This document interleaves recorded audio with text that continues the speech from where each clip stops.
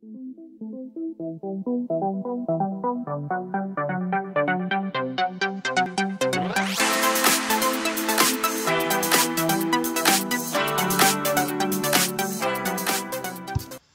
à toutes et à tous, bienvenue dans ce nouveau numéro du débrief du mois, une émission que j'ai le plaisir de présenter avec Léandre Patron. Bonjour Léandre. Bonjour Romain, bonjour à toutes et à tous. À la une de cette deuxième émission, la nouvelle rubrique, le dossier du mois consacré au harcèlement sexuel qui a fait beaucoup parler de lui ces dernières semaines. Il y aura Chronosport, Ciné News avec le film Les Nouvelles Aventures de Cendrillon avec Marie-Lou Berry et Josiane Balasco, et puis nous terminerons avec l'avis de la rédac. Voilà pour le sommaire. Mais avant, voici l'essentiel de l'actu du mois.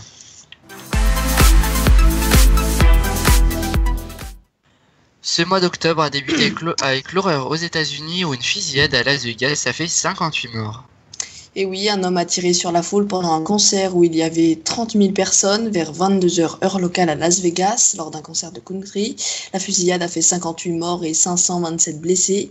Des témoins ont signalé que des centaines de coups de feu avaient été tirés. Daesh a revendiqué cet attentat via son agence de presse. Mais par contre, les autorités américaines disent qu'il n'y a pas de lien entre l'auteur et Daesh. L'assaillant était un résident de Las Vegas. Il s'est donné la mort avant l'arrivée de la police au 32e étage du 3e plus grand hôtel du monde où il avait brisé la vitre de sa chambre pour tirer sur la foule en hauteur.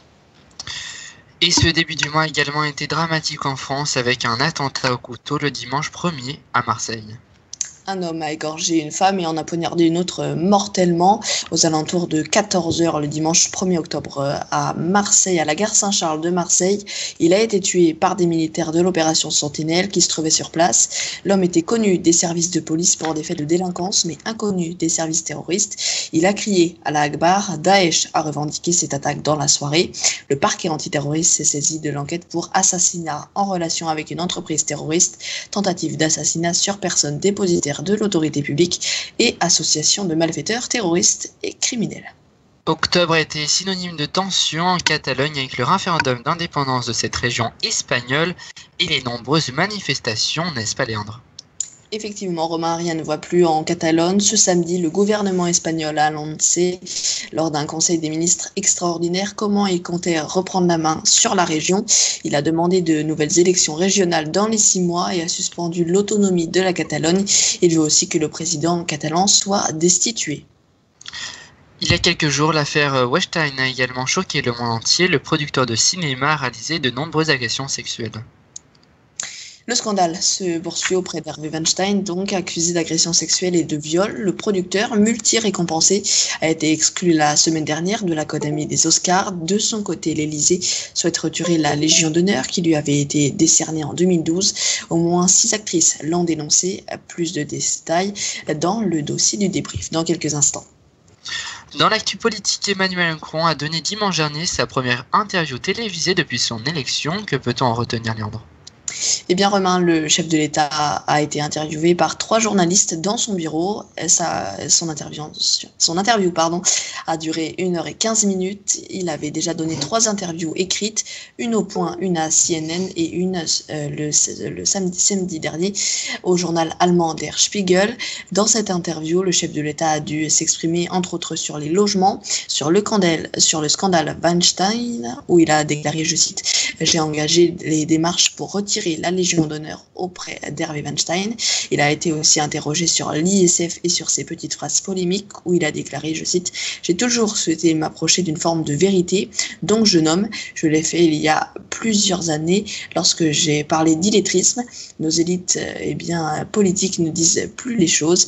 En l'espèce, le mot bordel fait partie du registre populaire. Je n'ai pas cherché à humilier, j'ai toujours de la considération pour nos concitoyens. » À noter que d'après un sondage CNews, le chef de l'État a convaincu 45% des Français. Enfin, une barrière de protection a cédé au stade d'Amiens en plein match de football. Et oui, elle s'est effondrée à la 16e minute du match Amiens-Lille, emportant plusieurs dizaines de supporters. Les supporters lillois fêtaient le but de leur équipe quand une barrière de sécurité a cédé sous leur poids. Le stade était en bon état et était conforme aux normes pour recevoir des matchs de Ligue 1. Une enquête a été ouverte et elle a révélé que la barrière était en mauvais état. Le match a été arrêté 45 minutes puis suspendu. Le bilan est de 29 blessés dont 5 graves. Voilà pour l'essentiel de l'actu du mois.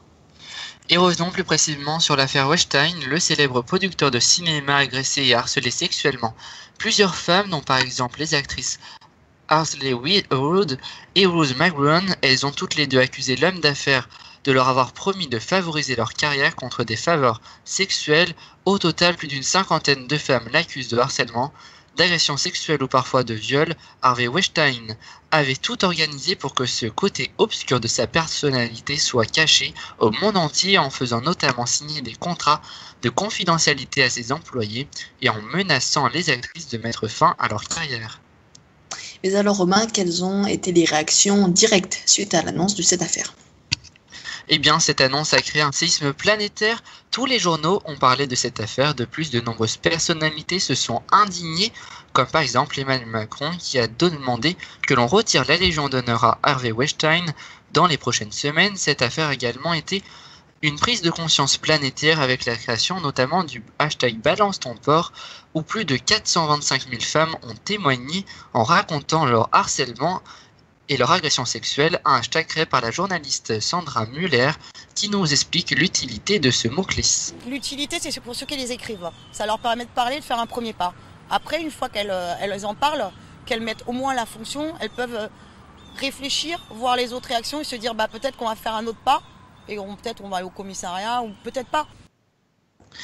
Un hashtag critiqué par certains qui lui reprochent de juger sans plainte ni tribunal, mais également valorisé par une grande partie des Français comme Marlène Schiappa, la secrétaire d'État à l'égalité entre les femmes et les hommes, qui a également annoncé un projet de loi présenté l'an prochain. Un texte qui devrait acter l'allongement des délais de prescription pour les crimes sexuels sur mineurs et instaurer un non-consentement présumé des enfants en matière de relations sexuelles, deux sujets sur lesquels des propositions de loi ont été déjà déposées. Il devrait porter aussi sur le harcèlement de rue afin de rendre leur place aux femmes dans l'espace public dont elles se sentent exclues à force d'y subir des commentaires ou des comportements sexistes. Sur ce même sujet, nous avons appris il y a quelques jours que Gilbert Rozon, juré de La France a un incroyable talent et producteur au Canada, a harcelé et agressé de nombreuses femmes, n'est-ce pas Romain ? Et oui, en effet, Léandre, une dizaine de femmes ont accusé d'agression sexuelle le producteur canadien. M6 a donc décidé de suspendre la nouvelle saison d'un incroyable talent qui devait débuter à la fin du mois. De plus, Gilbert Rozon a démissionné de tous ses postes. Une affaire parmi tant d'autres qui montre malheureusement qu'aujourd'hui les porcs et pervers existent toujours et qu'il y a encore du travail pour défendre la cause de la femme. Un monde où seulement 5% des cas d'agression sexuelle sont portés devant la justice et où une femme sur deux est victime de harcèlement sexuel. Des chiffres qui font peur et qui doivent nous alerter pour nous faire bouger. Et tout de suite, place à Chronosport.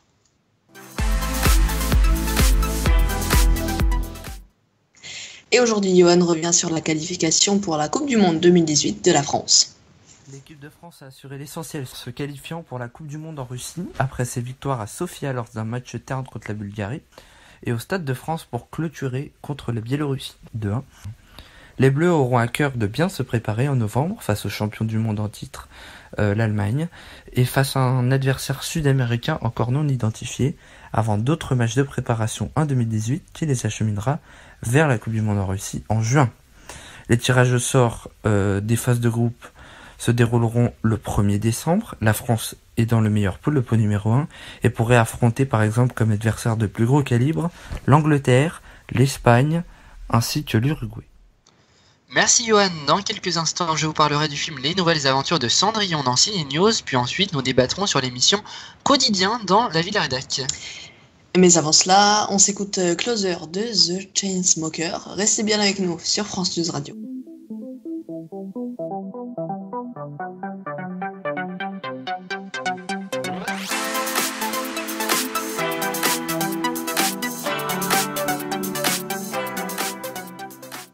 De retour sur France Radio, merci d'être toujours avec nous. Dans cette deuxième partie du débrief du mois, nous allons parler de l'émission Quotidien dans la vie de la rédac. Mais avant cela, place à Ciné News où nous allons nous intéresser au film Les Nouvelles Aventures de Cendrillon.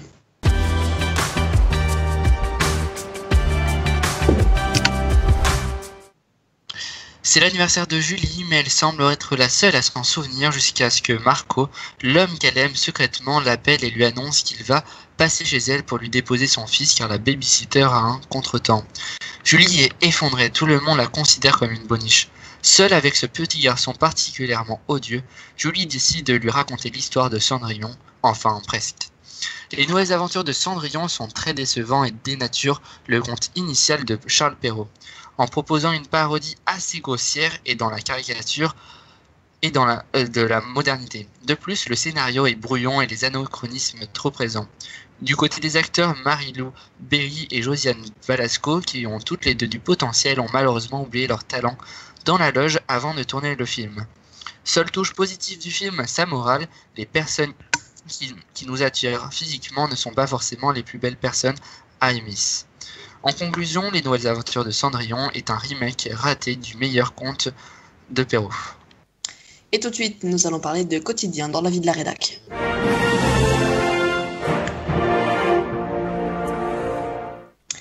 Depuis son arrivée sur le groupe TF1, Yann Barthès présente une émission qui se nomme Quotidien et qui est donc quotidienne. Pour parler de cette émission, Hugo Petitjean nous a rejoint. Bonjour Hugo. Bonjour. Alors tout d'abord, comment trouvez-vous cette émission ? Hugo, pour commencer. Alors pour ma part, j'aime beaucoup cette émission. Je trouve que les journalistes, déjà je trouve les journalistes très nature, ce qui me plaît beaucoup, parce que c'est vrai que des fois c'est ce qui manque un petit peu dans les émissions, c'est le fait que les journalistes sont trop un peu formatés, tout ça, et là du coup il y a un côté très nature qui me plaît beaucoup, et donc les sujets qui sont abordés également me plaisent bien, oui. Et toi Romain ? Je suis d'accord avec Hugo et puis j'aime beaucoup le ton justement des journalistes et de l'émission. En plus avec une équipe jeune et dynamique et voilà. Et puis j'aime bien aussi l'impertinence de l'émission qui règne en général. Et trouvez-vous une différence entre le petit journal qui était présenté avant par Yann Barthès et cette émission ? Je trouve pas qu'il y ait tant de différence que ça. Certains journalistes sont pas forcément les mêmes. Mais dans le fond et dans le ton surtout, on retrouve l'esprit du petit journal. Alors moi je suis un peu du même avis globalement, donc c'est vrai que c'est deux émissions qui se ressemblent beaucoup. Après moi personnellement je préfère quand même Quotidien, je sais pas, après c'est peut-être une question d'habitude par rapport aussi aux intervenants qui me plaisent peut-être moins dans le petit journal que dans Quotidien. Donc globalement je préfère Quotidien. Après voilà, c'est un peu le même avis, c'est la même émission globalement, donc la même émission, le même genre d'émission, donc ça me plaît, mais je préférerais regarder Quotidien. Chaque jour, c'est le coude à coude entre Quotidien et Touche pas à mon poste au niveau audience. Pour vous, pourquoi Quotidien ne prend pas l'avance ? Alors moi personnellement, je ne sais pas du tout pourquoi, puisque Touche pas à mon poste, c'est clairement une émission que je déteste. Donc du coup, je ne sais pas. Après, c'est vrai que parce que déjà, du coup, j'ai pas trop d'explications puisque moi, je trouve que Quotidien, c'est une émission qui est beaucoup plus, on va dire, soft, entre guillemets, que Touche pas à mon poste. Les animateurs sont beaucoup plus intéressants, je trouve, et on a moins l'impression que c'est une émission à chiffres, disons, par rapport à Quotidien. Non, pas du tout. Par rapport à Touche pas à mon poste, où là, j'ai plus l'impression que c'est vraiment une émission qui est faite pour faire de l'audimat, de l'argent, voilà. Alors que Quotidien, c'est une émission qui fait beaucoup plus nature, je trouve. Bon, après, ce que je dis fera peut-être polémique, mais c'est vrai que moi, personnellement, je préfère Quotidien. Touche pas à mon poste, je ne regarde pas du tout. Et donc, j'ai pas trop d'explications. Après, je pense ça a peut-être du mal à trouver son public, et peut-être que c'est également un petit peu le format d'émission est un petit peu long. Disons que par exemple, je préfère regarder Quotidien Express parce que des fois Quotidien c'est un peu long par rapport à un Quotidien Express. Après, par rapport à du coup un Touche pas à mon poste, voilà, j'ai pas trop d'explications du coup. D'accord. Et toi, Romain ? Un peu pareil, ouais, l'explication n'est pas facile à trouver. Après, peut-être que la raison est que TMP, touche pas à mon poste, utilise beaucoup la polémique et les clashs entre les médias Pour faire le buzz. pour faire le buzz et donc pour se ramener des téléspectateurs, alors que Quotidien, comme le disait Hugo, est plus naturel et donc et ne fait pas forcément le buzz, cherche pas le buzz en tout cas. Donc c'est peut-être ça qui fait que l'écart de téléspectateurs qui est vraiment très peu. Ouais, moi je pense que c'est ça. Je pense que c'est juste une question. Déjà, voilà, touche pas à mon poste, cherche beaucoup le buzz. Donc voilà, comme tu disais, Romain a parlé beaucoup des sujets qui font polémique et également aussi essayer d'avoir le maximum d'intervenants populaires, entre guillemets, les intervenants du moment. Quand on peut avoir un intervenant qui fait beaucoup de vidéos sur YouTube, bah allez hop, bam, on va l'interviewer. On sait pas pourquoi, mais on l'interviewe pour faire du buzz, pour faire du chiffre, pour se dire, bah du coup, voilà, on a eu le mec connu là dans notre édition, on a eu la fille là connue dans notre émission. Bon voilà, je pense que c'est vraiment c'est plus ça, donc je pense que c'est plus pour ça que ça fait de l'audience. Après je sais pas, faudrait comparer les audiences qui sont vraiment momentanées, provisoires, c'est-à-dire voilà, quelqu'un qui va aller regarder parce que voilà, il a vu qu'il y avait la personne très connue dedans, il va aller regarder, et les audiences fidèles, parce que je pense que Quotidien, il y a beaucoup plus de personnes fidèles qui vont regarder régulièrement ça plutôt que touche pas à mon poste. Je pense que c'est des audiences un peu aléatoire. Je pense en effet. Et à votre avis, est-ce que ce genre d'émission qui mélange actu et divertissement va remplacer les journaux traditionnels? Hugo, pour commencer. Alors non, je pense pas, parce que je pense que quand même il faut pour les gens, je pense qu'il faut quand même une part d'information entre guillemets sérieuse et de neutralité également, parce que dans Quotidien, c'est beaucoup basé sur le rire, sur l'humour, et c'est vrai que je pense que bon, ça n'égale pas un journal par exemple du 20h, puisque justement bon, c'est un petit peu le côté le côté humour qui dérangera peut-être par rapport à un journal qui va faire sérieux. Et puis après, Quotidien n'abordera pas forcément toutes les informations qui s'est passé. Par exemple, les informations qui finalement ne sont pas forcément drôles, ils voudront peut-être pas en parler ou plus rapidement par rapport à un journal du 20h où là on peut déprimer les gens. Tant pis, on parle de ce qui se passe dans le monde, quoi. Donc je pense que ça peut pas remplacer. C'est un bon complément parce que du coup ça permet d'aborder l'actualité sous un autre angle, mais je ne pense pas que ça remplacera, non. Romain?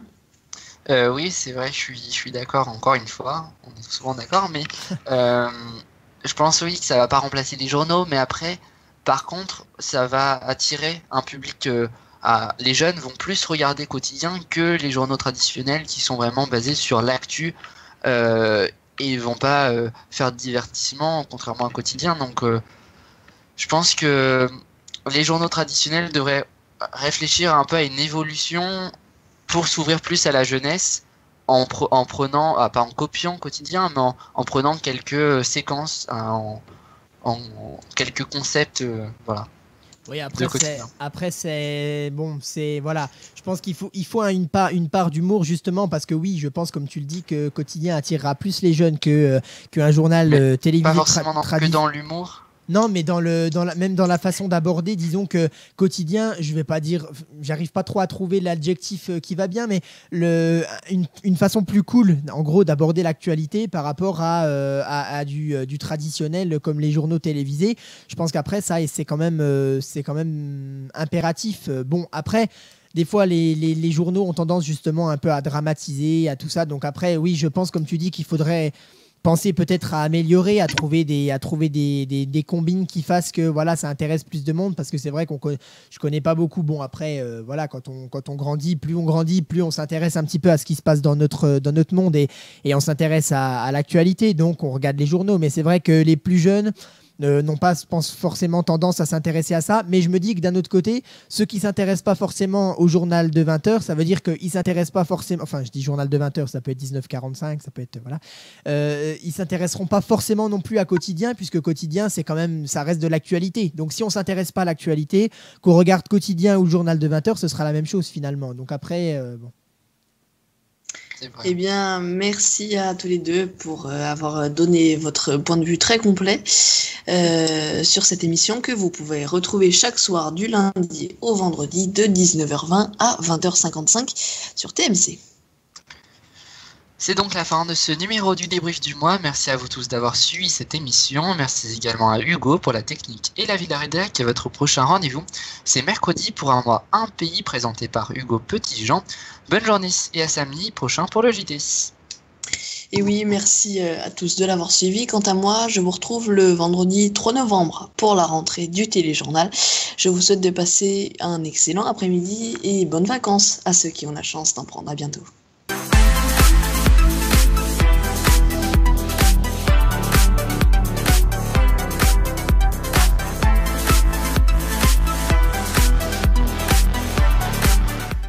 Info TV recrute en effet de nombreux postes sont à pourvoir, que ce soit présentateur télévisé, animateur radio, journaliste, technicien radio, reporter ou encore joker pour les flash infos. Si vous aimez le journalisme ou l'audiovisuel et que vous avez envie d'intégrer notre rédaction, rendez-vous sur notre site internet infotv.fr.nf rubrique recrutement ou bien envoyez-nous un mail à groupeinfotv@gmail.com. A bientôt sur les chaînes du groupe Info TV.